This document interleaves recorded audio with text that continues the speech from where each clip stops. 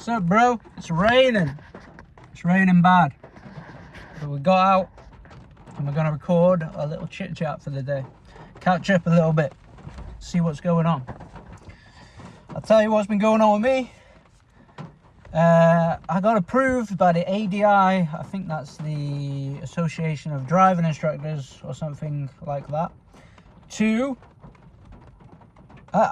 They told me that I can start the process of becoming a driving instructor. Basically, it took a long time for that to all get sorted because I applied to be a driving instructor.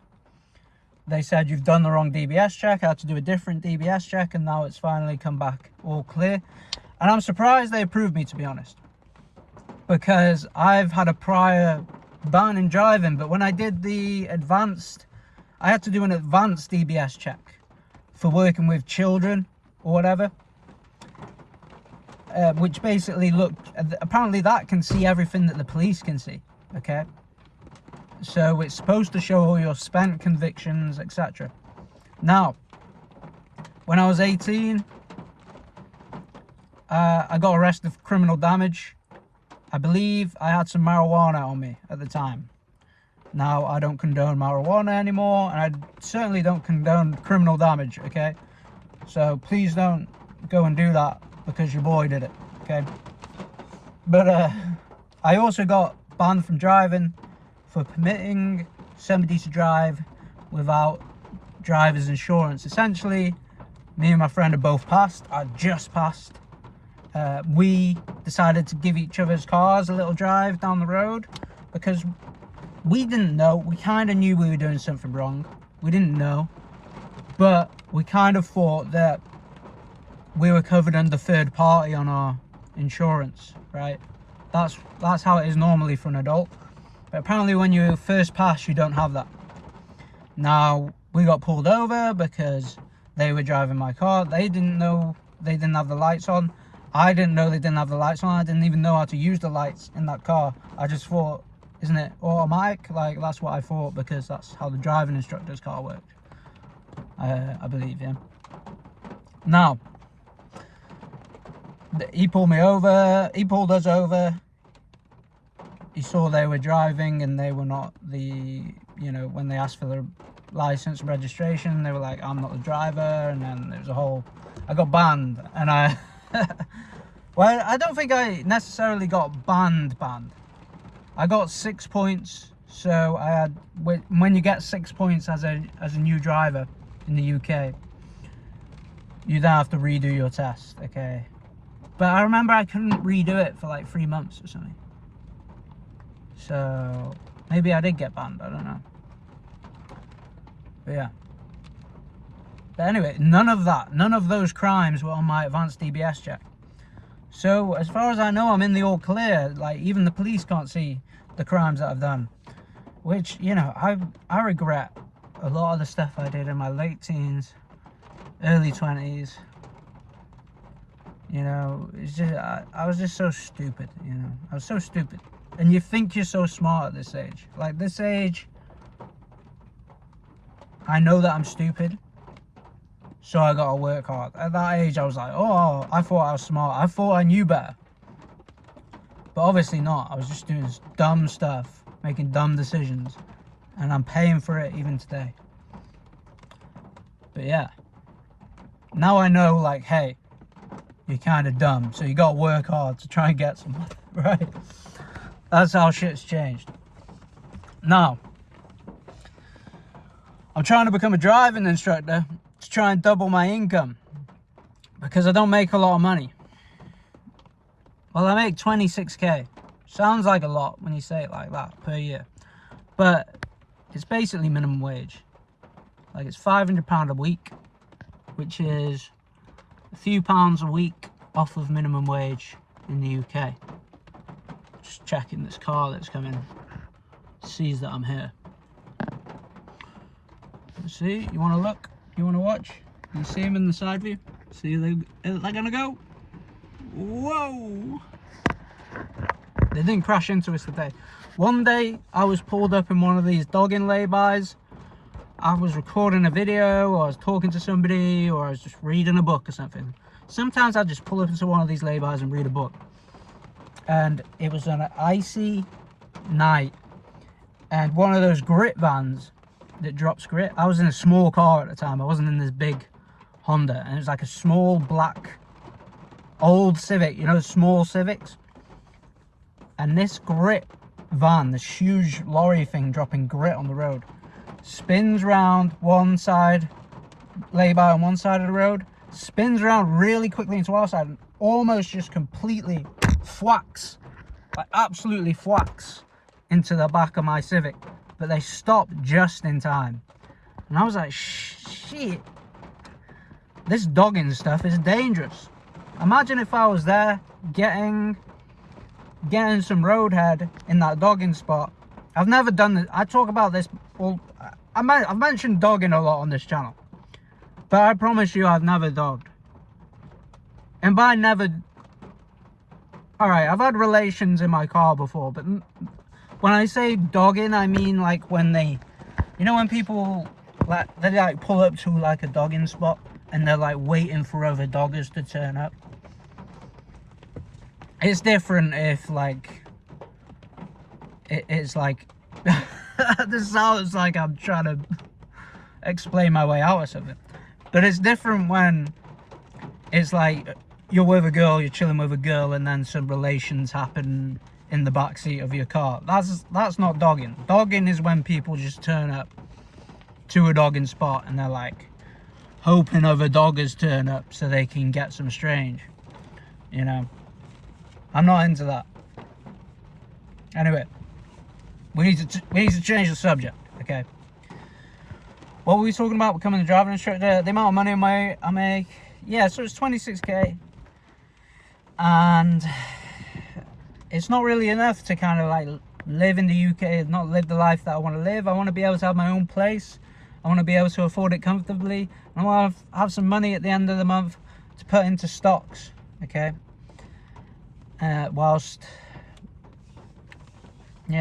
So I want to pay off my own place. I want to be able to afford a car, and I want to be able to put some money into stocks for my future, right?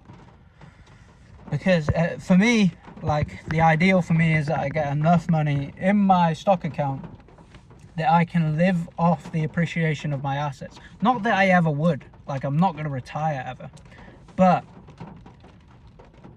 that just feels like freedom to me. Like, the appreciation of my assets is enough for me to live on, right? That feels like freedom. That feels like I've won at capitalism. And if you're not at that spot, it's almost like you're the victim of capitalism rather than the victor, if you know what I mean, you know. Anyway, so yeah. And I've got a cousin who became a driving instructor, and I think last time I heard, he was like set in his first year as a driving instructor to make 60k. Okay, now that's more than double what I make in a year. So if I could do that, that'd be absolutely spectacular. Imagine doubling your income. It took him about a year to train to do it. Imagine if I could double my income. Imagine the improvement of my life that would be, to double my income from 26k to 52k. That would be phenomenal, right? That would be absolutely phenomenal. Now, caveats to that is, I think if I become a driving instructor, I'll just go straight into working for myself. I'm not in a position where I have to go and work for a driving school after to get them to pay for the car and the dual controls, so that it's got parking and clutch on the passenger side as well. I'm in a position where I've got a bit of money and I could spend on a car, and I could get the dual controls and I could get it all set up, and I think I'd just go straight into trying to do it myself, you know. There's a huge logjam in the drive because of COVID.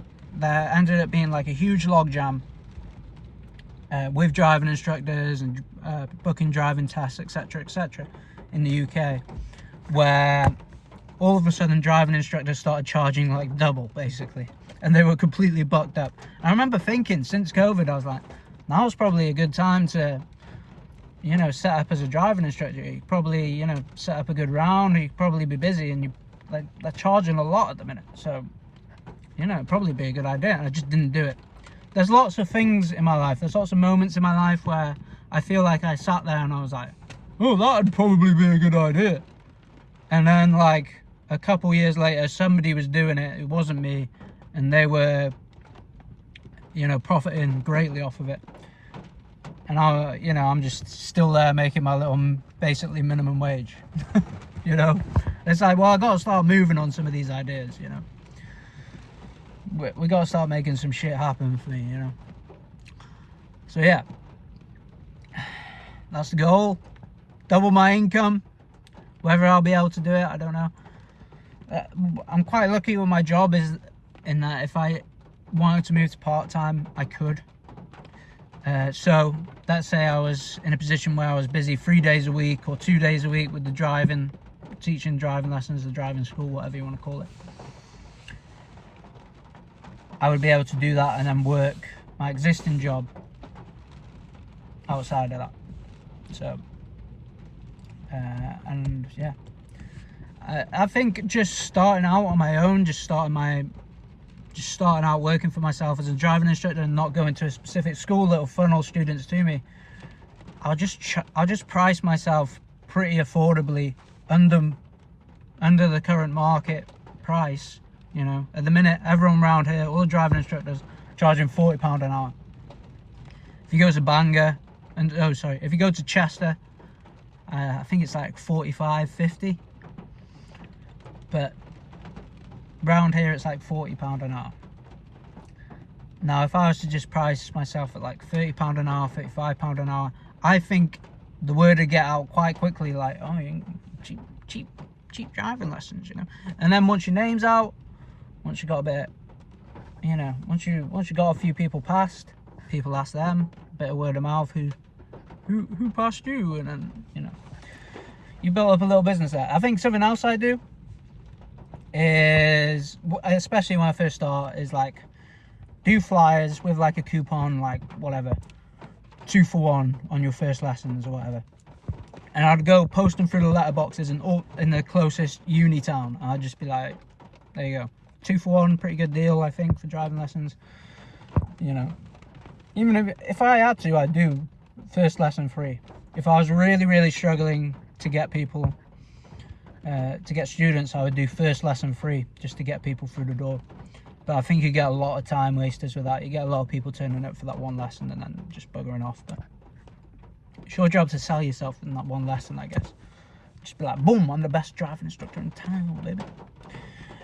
You gotta move your car like this, baby. You know, I won't talk like that on my driving lessons, don't worry. Another thing it fixes, it gets me out from the laptop and I'll be like actually there with people, you know, actually a real human interacting with real humans rather than being this drone on a laptop all day. God. I actually don't mind AutoCAD, but all day, every day, 8 hours a day, front of the laptop on AutoCAD, it is horrendous. It is horrible. That is depressing. So that's why I'm doing this shit. That's why I'm becoming a driving instructor. More money, more social, around real people. Now, after a year being a driving instructor, I bet I'll be wishing I could be in front of a laptop and make the same hourly rate as a driving instructor. But for now, that's what I want. I want to be around people. Okay. So yeah, that's it, man. That's my little plan for the future. Another thing, before I go. My old driving instructor, he had this like extra business. He was like, hey dude, he'd bring it up casually during the lessons. Oh, I do like bouncy castle rentals. He had like bouncy castles in his garage and he'd like rent them out for parties and things. but he'd just mention it casually during the driving lessons. I bet he did that with all of his students. So then you have a massive client funnel for a secondary business. Now for him, he did the bouncy castle rentals. For me, I might try and do mortgages or something like that. Being a mortgage advisor is something that I felt like I could do pretty effectively. You know, being in the construction, you know, being on the paper side of the construction industry already. Being a mortgage advisor, I've always felt like, oh, I could do that. Maybe I'm wrong, but you know, it's worth a shot. But that's it. You can get into something that currently has high demand, and then you can use that client base as a funnel for perhaps something else that you want to do. And that's it, man. That's the end of the video. I love you guys. I hope you're doing all right. I hope you're taking good care of yourself, even on a rainy day like this, you know. I trained legs yesterday. I'm in that post-leg training malaise. So I think the best thing I can do today is just kind of get some good rest. Chill out, play, you know, try and improve a little bit on the guitar. Get some good rest. Maybe massage myself a little bit with the old gun. You know those things, the Farraguns. It's not a Farragun, it's the cheaper one, but that's it, man. That is it. I love you guys. Have a good night.